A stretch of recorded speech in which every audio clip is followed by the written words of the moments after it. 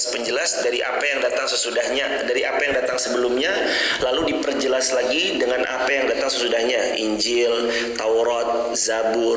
Dan itu penjelas bahwa Ibrahim alaihissalam telah diutus oleh Allah sebagai seorang bapaknya para nabi, walaupun di atasnya ada Nabi Adam alaihissalam, tapi maksudnya bapak para nabi di sini karena Nabi Ibrahim melahirkan dari anak cucu keturunannya paling banyak nabi-nabi. Yahud dan Nasara mengklaim mereka itu datang dari Bani Ibrahim, tapi mereka nggak mau mengakui Nabi Ibrahim. Di Al-Baqarah kita juga belajar ciri-cirinya Yahud dan Nasara, suruh ruku, suruh sujud, tapi dia masuk ke Baitul Maqdis dalam kondisi membelakangi Baitul Maqdis, atau disuruh sujud, disuruh ruku, malah memberi bagian bokong belakangnya. Itu dalam Al-Quran surah Al-Baqarah di ayat-ayat yang ke-200 ke atas yang kemarin sama-sama kita bahas juga.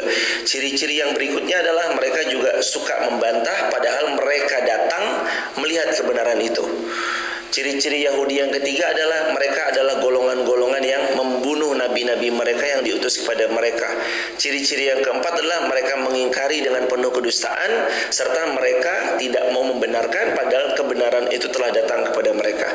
Ciri-ciri yang berikutnya, mereka gampang berkamuflase seperti bunglon. Sudah sepakat tentang satu hal, kesepakatan itu diingkari pada hari yang lain. Sudah sepakat gencatan senjata, lalu mereka mengulangi kembali kesalahan yang sama. Itu ciri-cirinya orang Yahud dan Nasara. Dan mereka adalah pembohong yang paling besar. Kata para ulama, termasuk pembohong yang paling besar adalah mereka ini, orang-orang Yahud dan Nasara. Masing-masing kelompok mereka mengklaim bahwasanya Nabi Ibrahim adalah golongan mereka, sedangkan mereka tidak mau membenarkan Nabi Ibrahim. Juga makna daripada wahai ahli kitab, mengapa kamu saling berbantah-bantahan tentang Nabi Ibrahim? Maksudnya adalah wahai orang-orang Yahud, bagaimana mungkin kalian mengklaim Ibrahim sebagai seorang Yahud padahal beliau hidup pada zaman sedangkan Allah belum turunkan Taurat kepada kalian, kepada Nabi Musa. Jadi gimana ceritanya mereka mengklaim Ibrahim ini adalah Yahudi loh, padahal waktu itu belum turun Taurat kepada mereka, adanya suhuf Nabi Ibrahim. Kalau zaman sekarang bagaimana bisa seseorang mengklaim bahwasanya seseorang ini sahabat Nabi ikut golongan A atau golongan B, sedangkan pada zaman Nabi belum ada golongan atau belum ada ormas. Maka sejatinya khilafiyah yang ada pada imam 4 mazhab, al-imam mazahib, Imam Abu Hanifah, Imam Malik bin Anas, Imam Muhammad bin Idris Asy-Syafi'i, Imam Ahmad bin Hanbal, atas apa yang mereka tentang agama ini perselisihkan dalam ijtihad mereka sendiri, maka sejatinya bukan berarti lantas membuat mereka ini adalah ormas tertentu, enggak. Karena pada waktu itu ormas saja belum ada. Tapi emang hal biasa, ikhtilaf fiqhiyah itu hal biasa pada zaman itu, mereka saling berlapang dada soalan hal itu. Nah, kembali dalam bahasan jemaah, maknanya adalah kenapa kamu membantah bahwa Ibrahim seorang musliman hanifan atau hanifan musliman, kamu menganggap Ibrahim sebagai orang Yahud, padahal waktu itu Allah telah utus Nabi Ibrahim membawa suhuf. Belum ada Taurat kepada Ibrahim, belum ada Taurat kepada Nabi sesudah Ibrahim, kecuali Taurat turun kepada Nabi Musa alaihi salam. Dan bagaimana mungkin orang-orang Nasara mengklaim bahwa Ibrahim adalah Nasrani, padahal agama Nasrani itu datangnya adalah setelah Nabi Ibrahim. Apakah kalian tidak berpikir? Afala ta'qilun? Nah, salah satu ayat yang paling banyak dalam Al-Quran itu afala ta'qilun. Salah satu penggalan kalimat di ayat-ayat Al-Quran yang lumayan cukup banyak itu afala ta'qilun. Ayat ini menandakan ajakan sekaligus sindiran. Jadi Al-Quran itu punya beberapa sifat. Yang pertama diantaranya adalah bentuk sindiran. Afala ta'qilun, punya akal gak sih? Berpikir gak sih? Anda punya otak dipakai gak sih? Kalimat ini sindiran yang tajam. Yang kedua, afala ta'qilun itu ngajak berpikir jemaah. Ayo berpikir dong, bagaimana mungkin kalian mengklaim Nabi Ibrahim adalah Yahud atau Nasara, sedangkan waktu itu belum ada agama Yahud dan Nasara, belum ada Injil maupun Taurat. Terus gimana bisa? Terus apa agamanya Ibrahim yang benar? Hanifam muslimah. Bahwasanya Nabi Ibrahim itu adalah seorang hanifam muslimah, muslim yang lurus, muslim yang hanif. Kan waktu itu nggak ada agama. Gimana cara memahaminya? Yang pertama jamaah tahu Tauhid sudah ada sejak zaman Nabi Adam, Idris, Nuh, Hud, Saleh, terus dibawa sampai bahkan Nabi Ibrahim alaihissalam. Itu tauhid. Ajakan la ma'buda bihaqqin ilallah. Dalil penguatnya dalam Al-Quran, di mana Allah berfirman dalam Al-Quran selepas ayat kursi 255, lalu 256 la ikraha fiddin, lalu 257 Allahu waliyul ladzina amanu, lalu 258 alam tara ilal ladzi hajja Ibrahim fi rabbih. Apakah kalian tidak memperhatikan ketika Ibrahim berdebat tentang Rabbnya? An atahu Allahul mulk. Nabi Ibrahim datang kepada sebuah raja, seorang raja yang sangat zalim. Idh qala Ibrahim rabbiyalladzi yuhyi wa yumit. Ibrahim berkata, Tuhanku dan Tuhanmu Allah, alladzi yuhyi wa yumit, yang menghidupkan dan mematikan. Qala ana uhyi wa umit. Raja zalim ini pada zaman Ibrahim mengatakan, loh, kalau Tuhanmu menghidupkan dan mematikan, saya juga menghidupkan dan mematikan. Lalu diambil dua prajurit, yang satu dipenggal kepalanya mati di tempat, yang satu hidup dibiarin jalan. Lalu raja ini mengatakan, wahai Ibrahim, tidakkah kamu melihat aku menghidupkan? Itu aku biarin jalan, dia hidup. Wa umit, aku juga mematikan. Nih, aku penggal kepalanya langsung mati di tempat. Tapi Ibrahim cerdas. Fa innallaha ya'ti bisyamsi minal masyriq fa'ti biha minal maghrib. Tuhanku dan Tuhanmu Allah, dialah zat yang memperjalankan matahari terbitnya dari timur, tenggelamnya di barat. Fa'ti biha, maka datangkan kalau memang kamu ngaku Tuhan, bukan dari timur, minal maghrib, tapi terbitkan matahari dari barat. Fabuhital ladzi kafar. Allah berfirman, maka mereka termasuk orang-orang yang sangat ingkar, lagi angkuh dan makin angkuh kesombongannya. Wallahu la yahdil qaumal fasikin. Allah enggak akan menolong orang-orang yang fasik, kaum-kaum yang fasik. Ayat ini jelas bahwasanya Ibrahim bukanlah Yahud, Ibrahim bukanlah Nasara, Ibrahim bukanlah agama-agama lain selain daripada itu atau Majusi dan sejenisnya, tapi Hanifam Muslimah, seorang muslim yang lurus, muslim yang hanif. Itulah Nabi Ibrahim. Ibrahim pernah fase-fase mencari Tuhan. Aku mencari ke arah atas, maka kulihat matahari. Kukira matahari Tuhanku, lalu kemudian matahari tenggelam dan hilanglah Tuhanku. Aku melihat malam itu berganti, muncullah bintang penuh dengan gemintang. Aku sangka dia adalah Tuhanku, lalu ketika pagi tiba, gemintang itu pun hilang. Terus proses pencarian itu, lalu Allah hujamkan ke dalam relung hatinya Ibrahim hidayah yang muncul, dan itulah proses pencarian Nabi Ibrahim yang juga diabadikan dalam beberapa ayat dalam Al-Quran, sehingga Ibrahim bukanlah Majusi, Yahud, wa Nasara, tapi Ibrahim adalah Hanifam Muslimah. Ini juga merupakan pengingkaran terhadap orang-orang Yahud yang mengklaim bahwasanya Ibrahim beragama Yahud dan Nasara mengklaim beragama Nasara, akan tetapi Ibrahim adalah Hanifah Muslimah. Dan ini adalah perdebatan mereka tentang Nabi Ibrahim, padahal mereka telah mengetahui Ibrahim telah datang kepada mereka jauh-jauh sebelum mereka menerima Taurat dan Injil. Ini yang termaktub di dalam tafsir Ibnu Katsir di halaman 196 jilid yang kedua. Makana Ibrahimu Yahudiyan wala Nasraniyan walakin kana Hanifam Muslima. Dan ini dipertegas di ayat berikutnya, Ibrahim bukanlah Yahudiyan Yahud, wala Nasraniyan Nasara, walakin akan tetapi karena adalah Ibrahim Hanifam Muslima, adalah beragama Hanif yang lurus, Muslim yang lurus, yang mereka mempercayai hanya kepada Allah, mentauhidkan hanya kepada Allah, menyembah hanya kepada Allah. Inna awlan nas bi Ibrahim alladhina taba'u wa hadha an-nabiyyu walladhina amanu wallahu waliyul mu'minin. Sesungguhnya orang-orang yang paling dekat dengan Nabi Ibrahim adalah orang-orang yang mengikutinya, dan Nabi Allah Muhammad SAW, serta orang-orang yang beriman kepada Muhammad, dan Allah adalah sebaik-baik pelindung pada semua orang-orang yang beriman. Allah berfirman tentang ayat ini bahwa yang berhak menjadi pengikut Nabi Ibrahim adalah mereka yang mentauhidkan Allah, orang-orang yang mengikuti agamanya dengan lurus.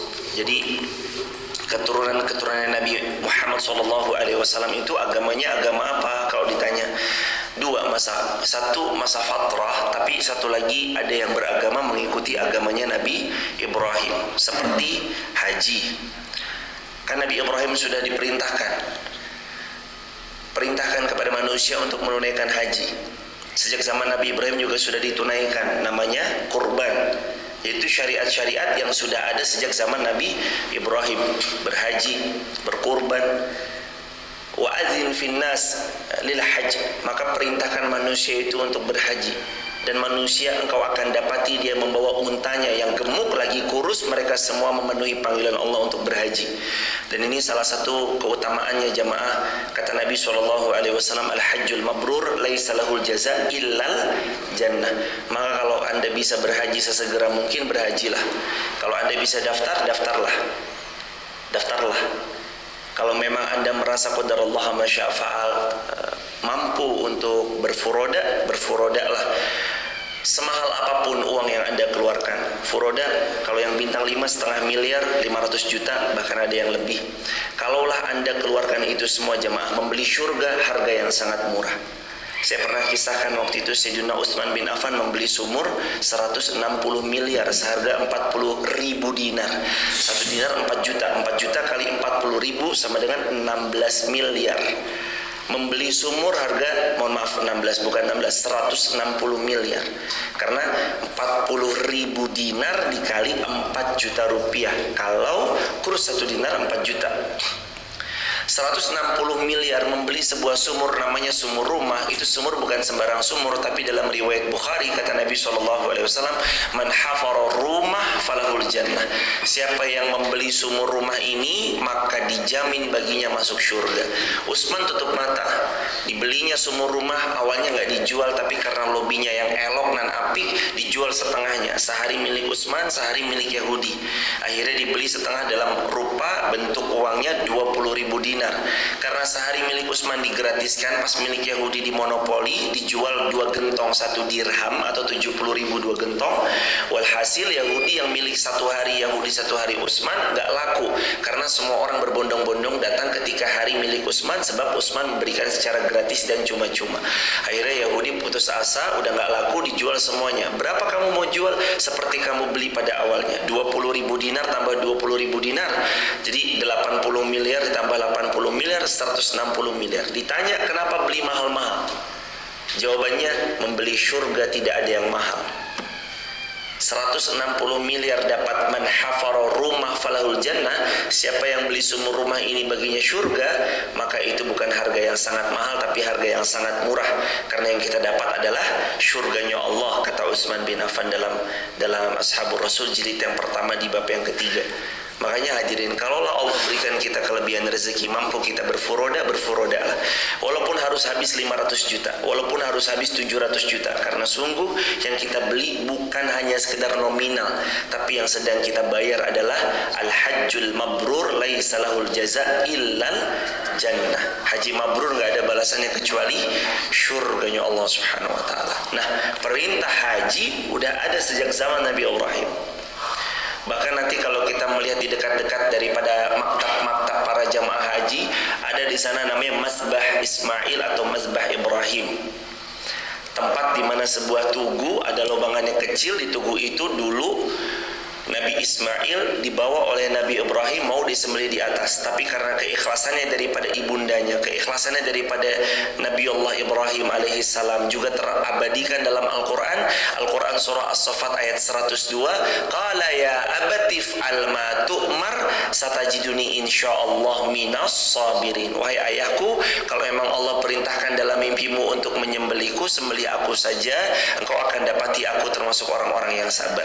Dibawanya, lalu sebelum diayunkan itu pisau oleh Nabi Ibrahim, Allah mengganti Nabi Ismail dengan domba gibas terbaik, dan itulah awal disyariatkannya kurban. Maka mulai hari ini, besok, sebentar lagi kurang lebih sekitaran, nanti kita melewati Syawal, Zulqidah atau Zulqa'dah, masuk Zulhijjah, persiapkan kurban. Kurban itu bisa 1/7 atau bisa 1 kambing 1 orang. Kalau ada di antara kita yang bisa dipersiapkan dari sekarang, dipersiapkan dari sekarang. Kalau memang qadarullah belum ada rezekinya, semoga nanti Allah mampukan. Yang penting niat dari sekarang untuk memberikan yang terbaik besok di hari Raya Idul Adha insyaallah. Kembali dalam bahasan, sesungguhnya orang yang paling dekat dengan Nabi Ibrahim adalah orang yang mengikuti ajaran Ibrahim ketika belum turunnya Nabi Muhammad SAW. Apa? Hanifan muslimah, muslim yang hanif. Leluhurnya Rasulullah seperti Sayyidina Abdullah, Abdul Muttalib, Hashim, Abdi Manaf, Qusay, Kilab dan seterusnya itu, ada beberapa sejarawan yang menjelaskan bahwa beliau agamanya millah Ibrahim, mengikuti ajarannya Nabi Ibrahim. Walaupun juga ada berbeda di antara para sejarawan. Yang kedua berpendapat bahwasanya itu masa fatrah. Masa fatrah itu masa belum diutusnya Nabi, belum diutusnya Rasul, sehingga mereka yang tidak beriman kepada risalah sebelumnya disebabkan karena keterbatasan utusan untuk mendatangi sebuah wilayah, sehingga terjadi masa fatrah, tidak ada Nabi, tidak ada Rasul di masa-masa itu.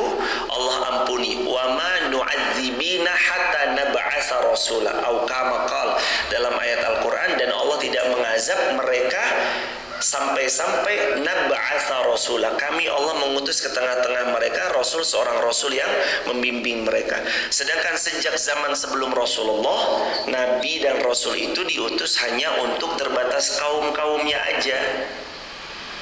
Contoh misalkan Nabi Ibrahim untuk masyarakat Babilonia, lalu Nabi Ismail tertentu aja, lalu Musa tertentu aja, ya kan, Bani Israel.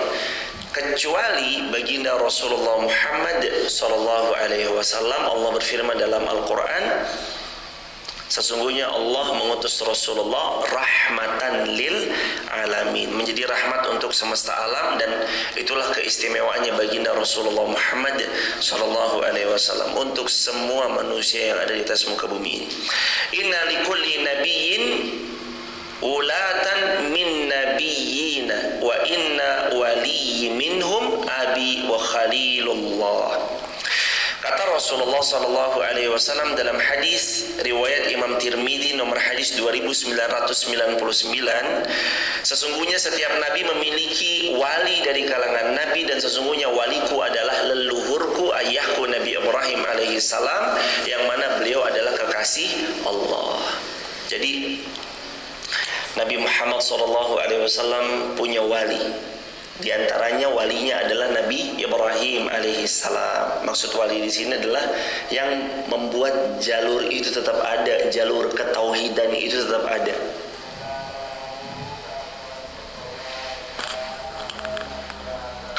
Jadi jamaah yang dirahmati Allah, itu termasuk keistimewaannya Nabi Muhammad SAW yang sangat dicintai Allah, bergelar Khalilullah, persis seperti ayahnya, yakni Nabi Ibrahim alaihissalam. Nabi Ibrahim. Dan juga dikatakan dalam sebuah hadis riwayat Bukhari, ketika Nabi Isra Mi'raj, ada seseorang yang paling mirip wajahnya denganku. Siapa? Ibrahim. Jadi Nabi Muhammad itu adalah yang paling mirip wajahnya dengan Nabi Ibrahim alaihissalam. Sebagaimana dalam hadis Bukhari Muslim, nanti kita di sini juga ketemu jemaah. Nanti pas membahas tentang Isra Mi'raj, Al-Quran surah Al-Isra ayat yang pertama dijelaskan dalam kitab tafsir Al-Quranul Azimnya Al-Hafiz Imam Ibnu Katsir, dijelaskan tentang proses langit pertama berjumpa dengan Nabi siapa, langit kedua berjumpa dengan Nabi siapa, langit ke-6 berjumpa dengan Nabi terus, langit ke-7 berjumpa dengan Nabi siapa. Itu terus berjumpa Nabi SAW dengan saudara-saudaranya dari Nabiullah alaihi wassalatu wassalam. Dan hadirin jamaah yang dirahmati Allah, Rasulullah SAW juga memberitahu kepada kita semua bahwa siapa-siapa yang mengikutinya, maka sungguh dia akan berada di atas jalan keselamatan. Sebagaimana dalam riwayat Bukhari Muslim, ma'ana alaihi wa ashabi. Ya Rasulullah, bagaimana kami harus berpegang teguh kepada agama? Ma'ana alaihi wa ashabi. Kalian berpegang teguh kepada apa yang aku dan sahabat-sahabatku ada di atasnya. Jangan pernah sekali-kali membelok ke kanan atau ke kiri, tapi berpegang teguhlah di atas apa yang aku dan para sahabatku ada di atasnya. Addu 'alaiha bin nawajiz, kata Rasulullah SAW, pegang teguh dengan gigi geraham kalian yang paling kuat. Maksudnya adalah berpegang teguh kepada agama Allah tanpa ragu sedikit pun. Dan Allah Maha Pelindung atas semua orang-orang yang beriman, yakni Allah pelindung bagi segenap orang yang beriman kepada Rasul-Rasulnya, termasuk Rasulullah Muhammad sallallahu alaihi wasallam. Ana khataman nabiyyin, la nabiyya ba'di. Kata Nabi, aku adalah penutup para nabi dan tidak ada nabi sesudahku. Adapun lafaz hadis, kalau ada nabi sesudahku lakana Umar, nabi itu pasti adalah Umar bin Khattab. Itu pujian Rasulullah kepada Sayyidina Umar bin Khattab, bukan sebagai arti bahwasanya Umar adalah seorang nabi, bukan. Karena Nabi pernah bersabda, ana khataman nabiyyin la nabiyya ba'di, aku penutup para nabi dan gak ada nabi sesudah aku, kata Rasulullah sallallahu alaihi wasallam.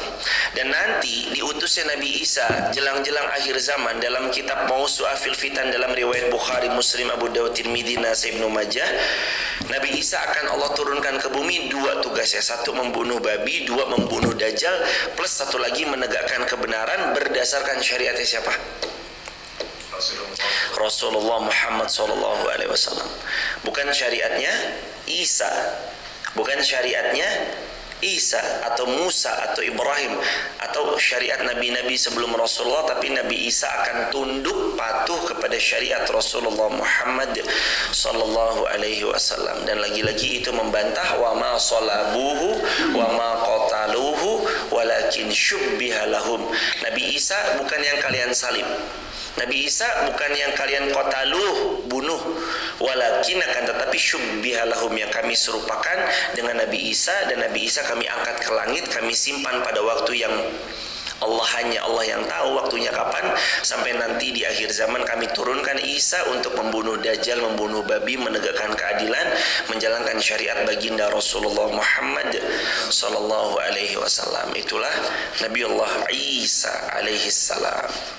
Jadi ini ayat menjelaskan tentang para Yahud, Nasara yang kadang mengklaim secara sepihak.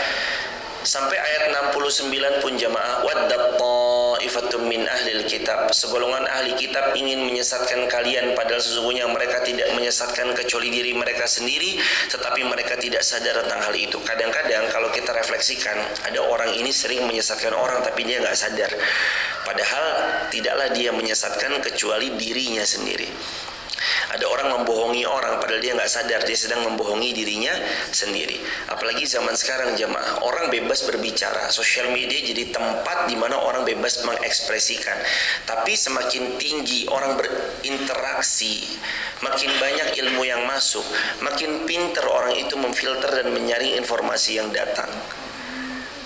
Efeknya perubahan zaman gak bisa dielakkan, termasuk perubahan gaya hidup, termasuk perubahan meningkatnya daya intelektualitas. Karena hari-hari ini orang tidak sekolah pun bisa menyerap informasi dari sosial media, kalau memang dia benar gunakan untuk itu. Tapi di sisi lain, seperti mata pisau yang dua jemaah, dia bisa membahayakan. Kalau buta matanya, nggak punya pondasi yang bagus, nggak ada filter yang menyaringnya, informasi apapun ditelan sama dia, walhasil dia mudah tergiring sama opini-opini yang mohon maaf menyesatkan. Makanya benar kata Nabi, adall fa'adallu, sudah mah dia sufaha, orang yang jahil, tidak berilmu, nggak jelas, adall dia sesat, fa'adallu lagi menyesatkan. Wal'iyazubillahi min zalik. Dan itu bisa jadi ada saja jamaah, bahkan bukan hanya di platform sosial media semata, tapi dimanapun bisa saja ada. Makanya nanti kan ada filternya. Bagi kita filternya adalah jelas. Nabi bersabda, kalau mau tidak sesat, jawabannya cuma dua. Taraktu fikum amrain in tamassaktum bihima lan tadillu abadan. Pertama, Nabi punya statement, aku tuh taruh warisan untuk kalian, dua hal yang aku wariskan. Yang pertama Al-Quran, yang kedua sunnah Rasulullah. Fa in tamassaktum bihima, pegang aja deh dua-dua ini, lan tadillu abada. Kalau dipegang keduanya nggak akan pernah sesat selama-lamanya. Jadi itu sebagai sebuah guidance, itu sebagai sebuah pegangan prinsip hidup. Kalau nggak mau mudah terombang-ambing dalam kekeliruan, pegang dua hal ini. Maka statement apapun yang dilontar di sosial media, sesuaikan selaras atau tidak dengan maunya Allah dalam Al-Quran, maunya Rasulullah dalam hadis otentik. Kalau selaras, jalan. Berbeda, menyimpang, cukup tahu, kan begitu. Nah, kadang-kadang orang-orang yang mereka memproklamirkan sesuatu yang menyesatkan, mereka tidak sadar hal itu berdampak besar, dan pula mereka tidak sadar bahwa dirinya berada dalam kesesatan yang nyata itu. Bahayanya masuk dalam hadis Nabi, orang-orang yang memproklamirkan kekeliruan lalu diikuti menjadi bola salju yang makin besar, makin besar, makin besar. Yang paling bahaya itu jadi dosa jariah buat mereka yang mengawalinya. Sebagaimana kata Nabi, man sanna fil Islam sunnatan hasanah kana lahu ajr wa ajru man amila biha min ghairi ayan qusa min ujurihim syai'. Wa man sanna bi sayyi'atin, kata Nabi, wa man sanna fis sayyi'ah, man sanna fil Islam sunnatan sayyi'ah kana lahu wizr wa wizru man amila biha min ghairi ayan qusa min auzarihim syai'.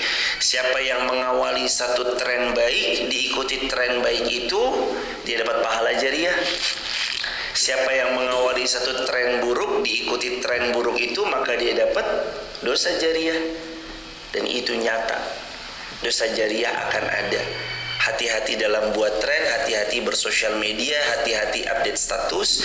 Mudah-mudahan handphone kita menjadi jariah buat kita.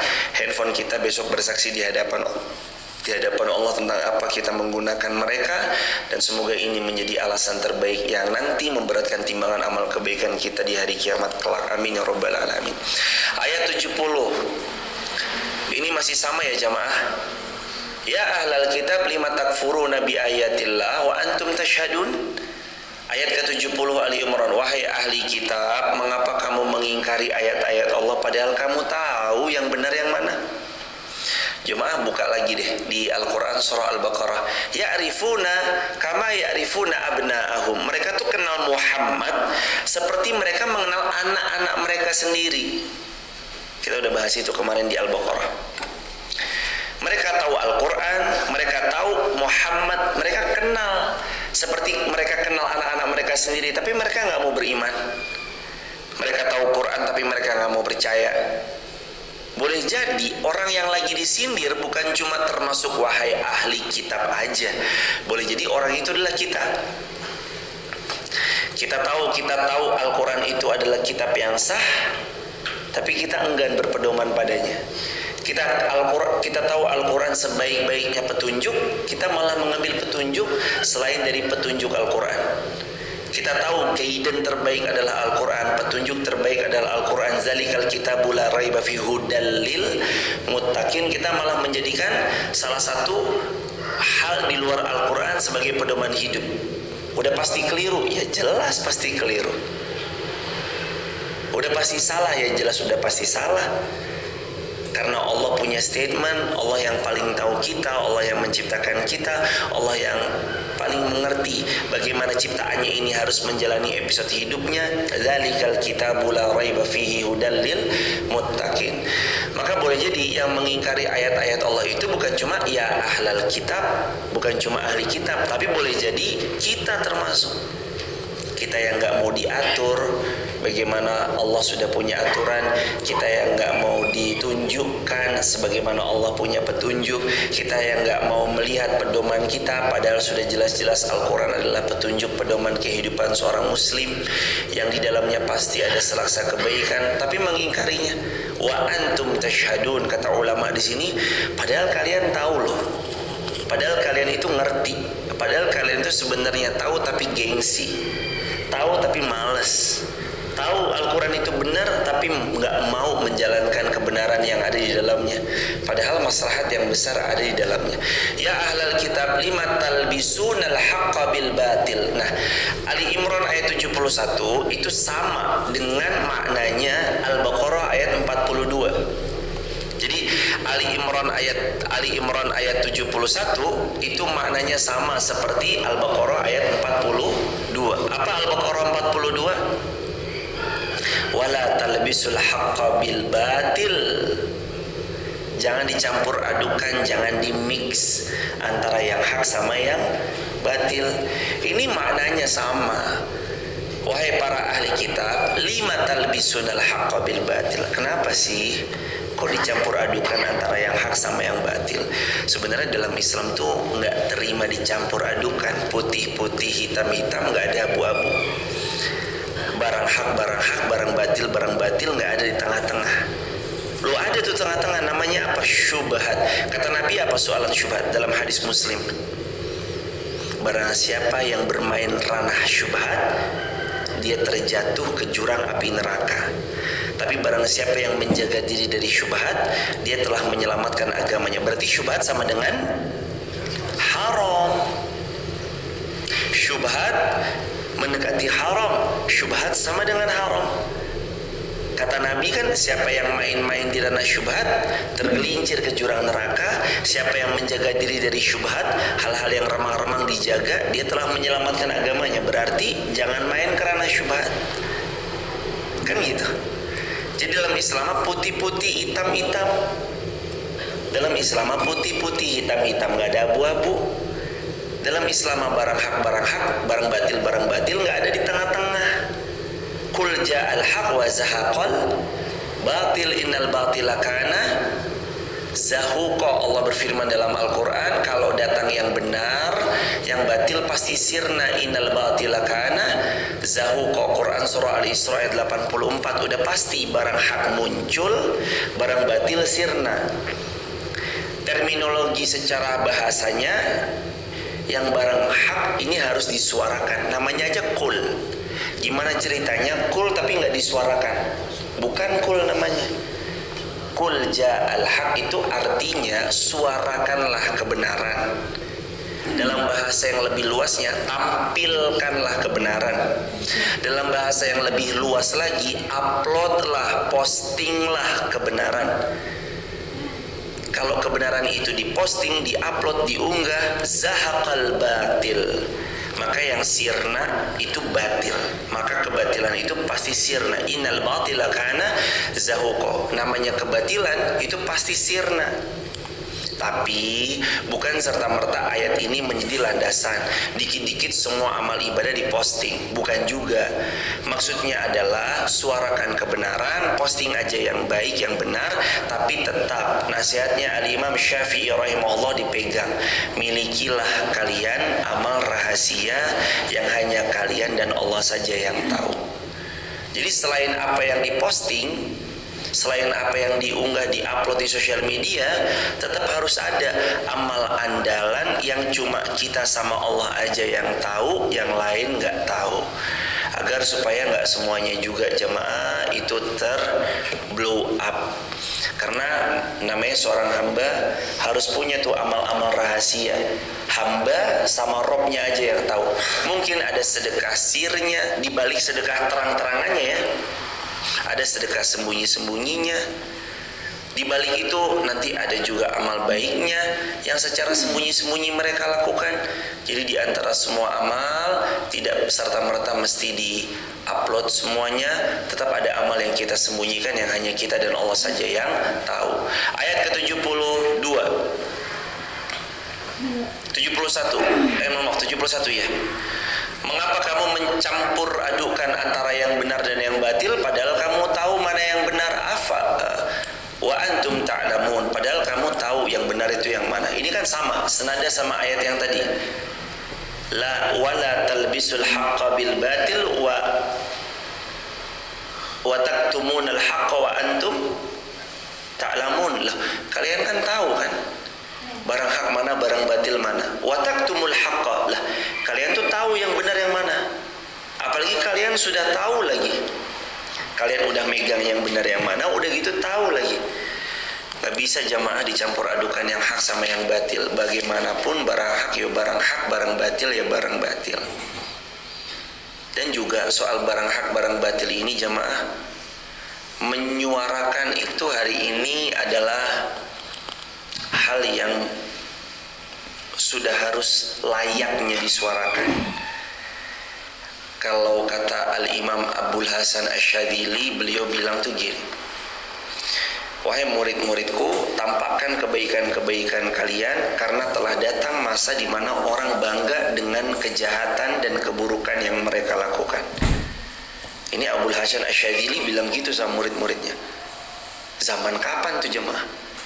Kalau zaman itu aja udah begitu, apalagi zaman sekarang. Kalau zaman itu aja, ayo tampakkan kebaikanmu karena telah terang-terangan orang berbuat buruk di hadapan. Apalagi zaman sekarang, makin ngeri. Orang secara jahar terang-terangan menampakkan berbuat kelirunya, berbuat salah dosanya. Padahal kan Nabi pernah bilang, kullu ummati mu'afan illal mujahiruna. Semua umatku tuh pasti dimaafkan kecuali mujahiruna. Siapa mujahirun? Orang-orang yang terang-terangan bangga dengan dosanya. Kalau dia bangga dengan dosanya, malam baru berbuat zina, pagi dia cerita-cerita, semalam habis begini dan begitu loh. Dengan bangganya, bahkan ada yang menceritakan di platform-platform yang diakses publik. Waduh, bahaya jemaah. Kullu ummati mu'afan. Sebenarnya umatnya Rasulullah ya dimaafkan, illa kecuali mujahirun, orang-orang kalau dia terang-terangan berbuat dosa. Maka hati-hati dengan dosa yang dilakukan secara terang-terangan, apalagi dengan bangga dan seterusnya, karena itu membahayakan pelaku dosanya. Hendaknya pelaku dosa kalau memang dia pernah berbuat dosa ditutup aibnya, jangan dibongkar, jangan diceritakan oleh siapapun. Dan jadilah seorang hamba yang kembali kepada Allah dalam keadaan tidak membongkar dosa yang dulu pernah dia lakukan. Wahai segolongan ahli kitab, berimanlah kamu kepada apa yang Allah turunkan kepada Nabi dan Rasul-Rasulmu, kepada orang-orang beriman pada siang dan malam, dan ingkarilah sesuatu yang memang harus diingkari agar mereka la'allahum yarji'un. Tapi kadang mereka malah kembali kepada kekufuran. Jadi mereka kadang itu kembali kepada kekufuran setelah mereka tahu datang kebenaran kepada mereka. Itu wataknya Yahud dan Nasara. Berdasarkan Allah berfirman demikian. Wala tu'minuna illa lima tabi'a dinakum. Dan janganlah kamu percaya selain kepada orang yang mengikuti agamamu. Katakanlah wahai Muhammad, sesungguhnya petunjuk itu hanyalah petunjuk Allah. Jangan kamu percaya bahwa seseorang yang akan diberi seperti apa yang diberikan kepada kamu, bahwa mereka akan menyanggah kamu di hadapan Rabbmu. Katakanlah wahai Muhammad, sesungguhnya karunia itu di tangan Allah. Allah memberikan kepada siapa yang dikehendaki. Allah Maha luas lagi Maha mengetahui.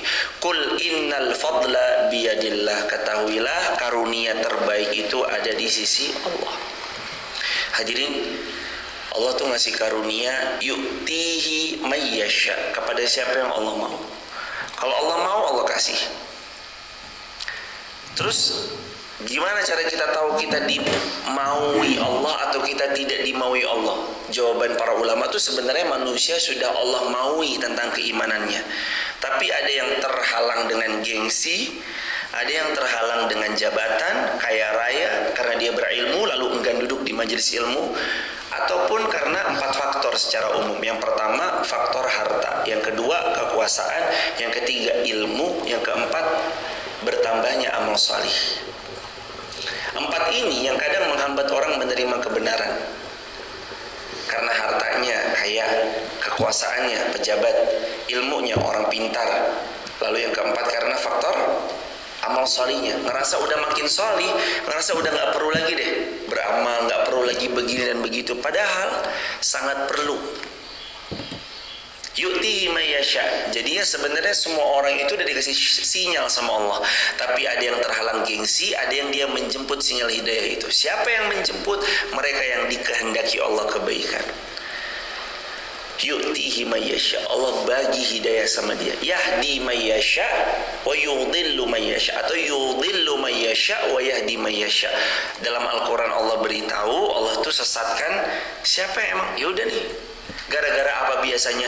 Bukan karena faktor ya Allah gak sayang sama saya. Enggak. Dalam Al-Quran surah Al-Mutaffifin Allah berfirman, kalla bal rana ala qulubihim ma kanu yaksibun. Ya karena dosanya sendiri. Karena yaksibun, amal perbuatannya sendiri yang membuat hatinya terhalang, makin hitam, makin hitam, makin hitam. Ini kalau kopi. Misalkan ini kopi, ampasnya didiamkan selama 1 hari nggak dicuci, hari kedua dicuci masih gampang jemaah. Tapi kalau ampas kopi ini didiamkan 10 tahun nggak dicuci, oh jadi semen jemaah. Susah kita mau korek-korek jemaah. Udah 10 tahun. Dosa, kalau Anda pernah berbuat dosa, bersegera kembali, bertobat kepadanya, istighfar, mohon ampun, akan cepat bersih hatinya, putih lagi. Tapi kalau udah lama, apalagi jadi kebiasaan, apalagi jadi rutinitas, lama-lama sensornya mati. Awal berbuat dosa ada feeling, aduh salah nih. Tapi karena kelamaan sering rutin berbuat dosa, lama-lama gak ngerasa itu sebagai sebuah dosa. Bahayanya hati yang mati. Allahu Akbar walillahilhamd. Hati-hati jemaah. Jadi begitu hadirin. Dan ayat 73-nya, jangan kamu percaya selain kepada orang yang mengikuti agamamu. Ini yang tadi, Allah memberi hidayah kepada siapa yang Allah kehendaki. Allah maha luas lagi maha mengetahui. Yakhtassu birahmatihi man yasha. Allah juga yakhtassu, Allah mengkhususkan, memberi penentuan rahmat kepada siapa yang Allah mau.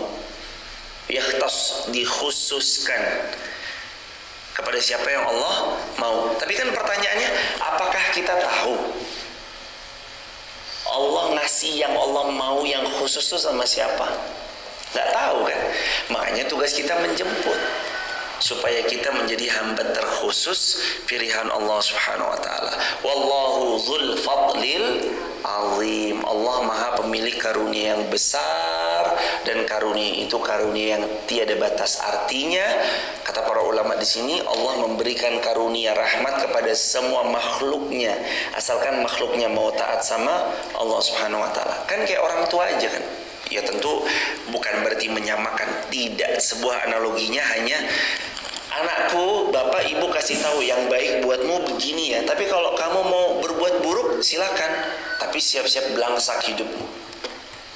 Ini kalau kamu nurut sama bapak sama ibu, kamu masuk jalur ini, lewat itu, amalin ini, amalin itu, pasti baik hidupmu. Nah, kalau kamu melanggar, belangsak.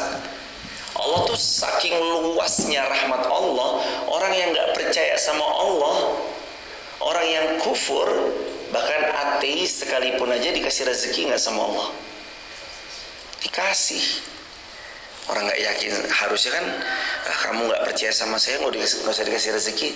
Tapi kan saking, wallahu dzul fadlil azim, Allah pemilik rahmat yang sangat luas, Allah pemilik karunia yang sangat hebat, semuanya dikasih sama Allah. Itulah Allah Subhanahu wa taala. Kalau rahmat, Allah bagi kepada siapa yang Allah mau. Rahimnya Allah, semua makhluk, rahmannya Allah maha pengasih, semua makhluk dapat. Tapi rahim limited edition, hamba-hamba terpilih. Mudah-mudahan kita memantaskan diri agar kita dipilih Allah, mendapatkan rahmat terbaik dari Allah Subhanahu wa taala. Besok kita masuk ayat 75 ya jemaah, ayat 75. Jazakumullah khairal jaza. Barakallahu fikum. Sampai sini kajian kita, enggak kerasa sudah jam 6. Kita tutup dengan hamdalah bersama-sama. Alhamdulillahirabbil alamin. Subhanakallahumma bihamdika asyhadu an la ilaha illa anta astaghfiruka wa atubu ilaik. Rabbana atina fid dunya hasanah wa fil akhirati hasanah wa qina adzabannar walhamdulillahi rabbil alamin. Salam keluarga di rumah. Barakallah. Assalamualaikum warahmatullahi wabarakatuh.